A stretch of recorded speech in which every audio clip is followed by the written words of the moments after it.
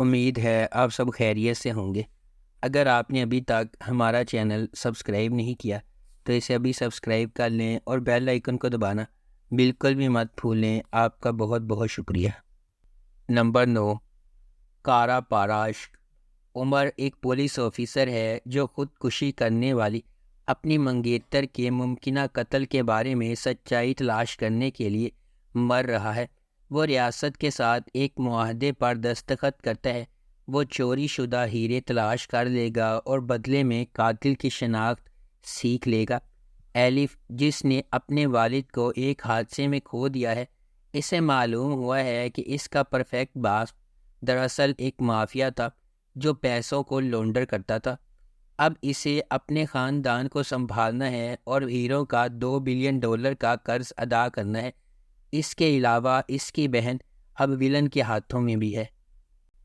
Number 8، دوئی بینی۔ ایک نامور ہائی اسکول میں ترتیب دیا گیا ایک نوجوان بالغ ڈرامہ دوئی بینی غنڈہ گردی، سماجی ناانصافی اور ہائی اسکول کے رومانس کے موضوعات کو تلاش کرتا ہے۔ ایکم اور میلتم دو نوجوان لڑکیاں ہیں جو بہنوں کی طرح قریب ہیں۔ وہ ایک عاجز محلے میں معمولی زندگی گزار رہی ہیں، لیکن وہ ہمیشہ ان امیر بچوں سے رشک کرتی ہیں جو دورو ہائی اسکول میں پڑھتے ہیں، جو کہ صرف امیر خاندانوں کے بچوں کے لیے ایک سیکنڈری اسکول ہے۔ ایک دن ایک کار میلتم سے ٹکراتی ہے اور مجرم جائے وقوع سے فرار ہو جاتا ہے۔ اسکول کی طرف اپنا راستہ بناتا ہے اور اپنی کار کو پارکنگ میں چھپا دیتا ہے۔ جب یہ خبر پھیلتی ہے کہ اسکول کے کسی فرد کی وجہ سے ایک لڑکی اپنی باقی زندگی ویل چیئر پر گزارے گی، تو پرنسپل نے بری خبر کو دفن کرنے کے لیے میلتم کے محلے کے 3 طالب علموں کو اسکالرشپ دینے کا فیصلہ کیا۔ نمبر 7، کش اچوسو۔ جب کہ جنریشن ایکس نئی دنیا، سوشل میڈیا، کاروبار کے نئے طریقوں سے ہم آہنگ ہونے کی کوشش کر رہی ہے، لیکن وہ اب بھی بڑی تصویر سے واقف نہیں ہے۔ دونوں نسلوں کے درمیان فرق اور اختلافات بلا شبہ مضبوط ہے۔ اس پس منظر میں ہم اصلی کی کہانی کی پیروی کریں گے، جو سیڑھیاں چڑھنے کے قابل ہونے کے لیے محنت کی قابلیت پر بھروسہ کرنے کے بجائے کوے کی طرح اڑنے کی کوشش کرتی ہے۔ سیریز میں سوال کیا جائے گا کہ آیا نئی دنیا کے طریقوں سے اصلی جیت سکتی ہے یا وہ ہار جائے گی تاکہ چوٹی تک پہنچ سکے اور میز پر سب سے زیادہ باوقار شخص بن سکے۔ نمبر 6، ساکلا بینی۔ متمول اور بااثر گھرانوں میں پیدا ہونے والے میتے اور ناز اپنے بچپن میں کیے گئے وعدے کے پابند ہیں۔ یہ وعدہ ایک المناک واقعے سے ہوا ہے جہاں ناز کی بے گناہی پر سمجھوتا کیا گیا تھا اور میتے کے خاندان نے غیر متزلزل حمایت کی پیشکش کی۔ جیسے جیسے وہ بڑے ہوتے جاتے ہیں، ان کا رشتہ گرما گرم دلائل اور پرجوش مصالحت کا رولر کوسٹر بن جاتا ہے۔ میتے بچپن کے وعدے کو نبھانے کے لیے پرعزم ہے۔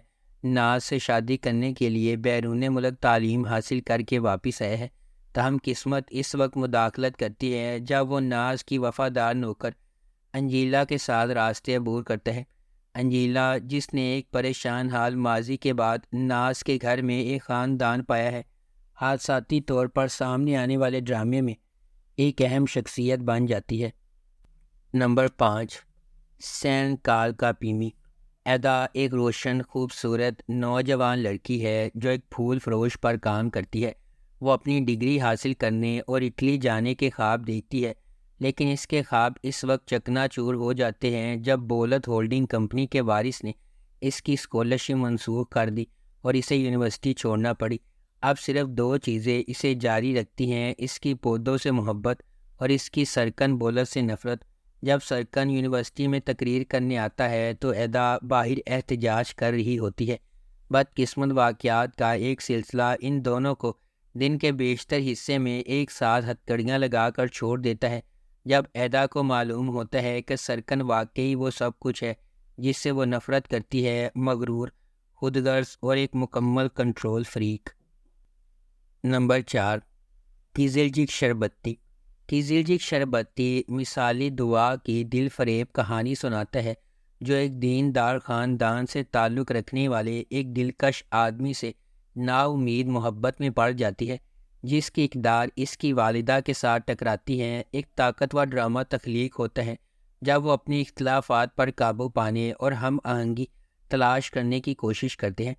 کھیزلجی شربتی مثالی دعا میں داکر و ارتقاء کی کھوج کرتی ہے۔ جب اسے یونیورسٹی کے آغاز میں ایک ایسے شخص کے ساتھ محبت ملتی ہے جس کے عقائد اس کی والدہ کیولجم سے متصادم ہوتے ہیں، ایک غیر متوقع پریگنینسی دعا کی زندگی کے منصوبوں کو الٹ پلٹ کرنے کے لیے تیار ہے، جس سے مختلف دنیا کے بنیادی 2 خاندانوں کو ہلا کر رکھ دیا ہے۔ نمبر 3، حدوتسو سیودہ۔ حدوتسو سیودہ خلیل ابراہیم کارسو کی کہانی ہے، جو اپنی پیدائش کے وقت بحیرہ اسود کے گاؤں میں واپس آتا ہے۔